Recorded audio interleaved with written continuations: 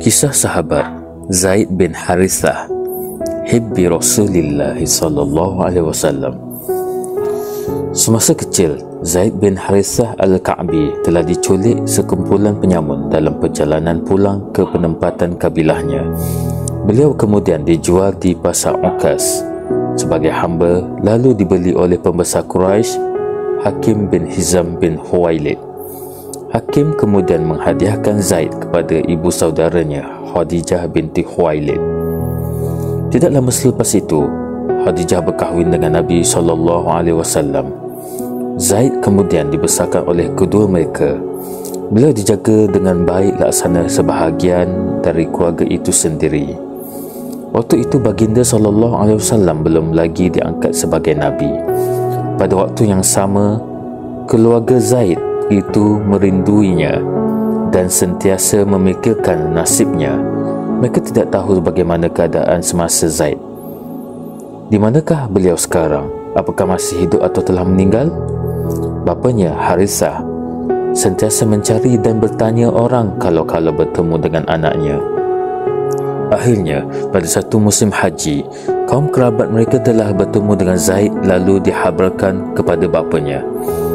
Sebaik menerima berita tersebut, Harithah terus ke Mekah menemui Rasulullah SAW untuk meminta kembali anaknya dengan apa jua bayaran yang diminta. Nabi SAW sebaliknya menawarkan, apa kata kita biarkan Zaid buat keputusan sendiri. Sekiranya dia memilih untuk kembali ke pangkuan keluarga, maka ambillah tanpa sebarang bayaran. Tapi jika dia memilih bersamaku, maka itu atas kehendaknya. Harithah bersetuju. Lalu baginda memanggil Zaid dan bertanya berkenaan itu. Zaid tanpa sebarang ragu terus menjawab, aku mahu terus tinggal bersama kamu.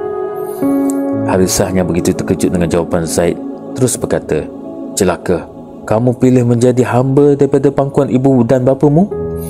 Zaid menjawab, aku dapat rasakan lelaki ini bukan seperti lelaki biasa. Aku tak mahu berpisah sekali-kali dengannya. Baginda SAW yang sangat gembira dengan reaksi Zaid itu lantas menggenggam tangan beliau dan memimpinnya menuju Masjidil Haram. Beliau berdiri di Hijr Ismail lalu berkata, wahai sekalian Quraisy, saksikanlah pada hari ini bahawa ini adalah anakku, dia mewarisiku dan aku mewarisinya. Pilihan yang dibuat oleh Zaid itu berdasarkan pengalaman hidup bersama baginda SAW. Beliau tidak pernah tahu pun bahawa lelaki yang didampinginya itu adalah sebaik-baik makhluk Tuhan. Beliau tidak pernah terlintas bahawa Muhammad bakal ditabalkan sebagai Rasulullah dan pemimpin sekalian Anbiya. Beliau juga tidak pernah membayangkan Muhammad bakal membawa ajaran yang akan memimpin dunia dan dirinya menjadi batu bata awal bagi sebuah pemerintahan agung nanti. Sejak hari itu, budak bertuah itu dipanggil sebagai Zaid bin Muhammad. Hanya beberapa tahun selepas peristiwa terbabit, baginda menerima wahyu pertama sebagai utusan Tuhan dan Zaid antara yang terawal menerima agama suci ini. Zaid terus digelar sebagai anak Muhammad. Sehingga turun wahyu dari ayat 5 surah Al-Ahzab yang membatalkan adat pewarisan kepada anak angkat dan penisbahan nama kepada ayah angkat. Lalu bertukarlah kembali namanya kepada Zaid bin Harithah.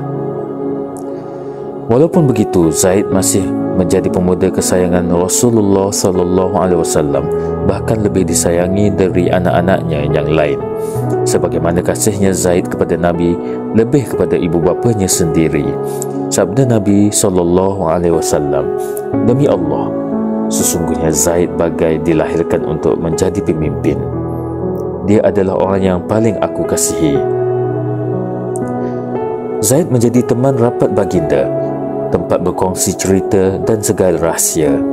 Sering ditugaskan sebagai ketua delegasi diplomati atau pasukan tentera. Juga banyak ditugaskan mengganti Nabi di Madinah sewaktu ketiadaan baginda. Zaid turut digelar sebagai Zaid al-Hib.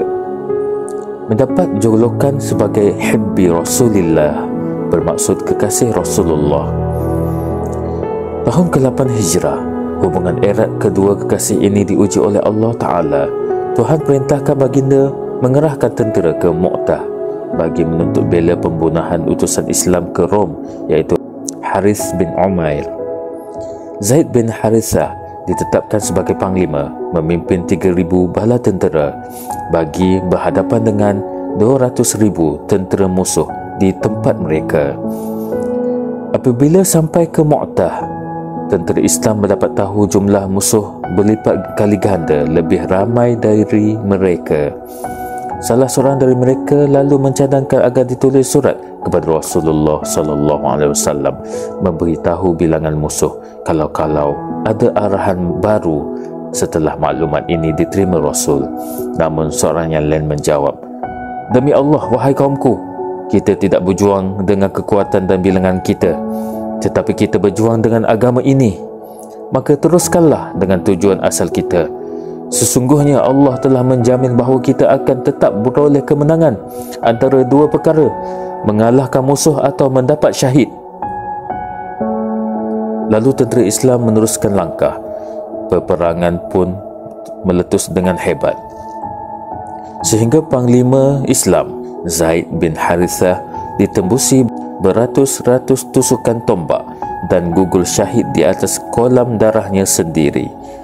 Panji Islam disambut Ja'far bin Abi Talib sebagaimana yang diperintahkan, namun Ja'far juga syahid dengan kedua-dua tangannya terpotong. Panji pantas disambut oleh Abdullah bin Rawahah dan beliau juga syahid, sehinggalah jawatan panglima diambil oleh Khalid Al-Walid yang baru memeluk Islam, dan akhirnya musuh berundur dengan taktikal strategis perang itu. Rasulullah yang berada di Madinah terus ke rumah para syuhada bagi menyampaikan berita gembira terhadap ahli keluarga masing-masing. Sampai di rumah Zaid, anak perempuan kecilnya terus menangis dalam dekapan Rasulullah sallallahu alaihi wasallam, membuatkan baginda tidak tahan sebab lalu turut mengalirkan air mata sehingga esakannya didengari para sahabat. Sa'ad bin Ubadah yang ada ketika itu berkata, "Kenapa sampai begini wahai Rasulullah?" Baginda menjawab, "Inilah tangisan seorang kekasih terhadap kekasihnya." Kisah ini mendidik kita memahami sunnah perjuangan Islam. Walau kasih mana sekalipun kita terhadap rakan seperjuangan, tetap tidak boleh mengatas kasih terhadap Allah yang Maha Suci. Sesungguhnya semua perkenalan kita adalah demi menuntut redha Allah. Hubungan Zaid dan Rasulullah adalah cerminan kepada salah satu di antara 7 golongan yang dijanjikan naungan Allah, iaitu 2 insan yang berkasih kerana Allah bersama dan berpisah demi agama Allah. Mungkin baginda sedang merancang Zaid sebagai pelapis kepimpinan generasi hadapan, tetapi perancangan Allah lebih hebat. Semuanya Allah tentukan tiada yang sia-sia, dan agamanya akan tetap terpelihara selagi belum tiba masanya. Mungkin Rasulullah kini tidak lagi menangis. Mungkin sekali baginda sedang tersenyum kegembiraan bersama sang kekasih pengarang jantung hati di alam sana. Semoga kita juga akan turut senyum di sana bersama mereka yang kita sayangi.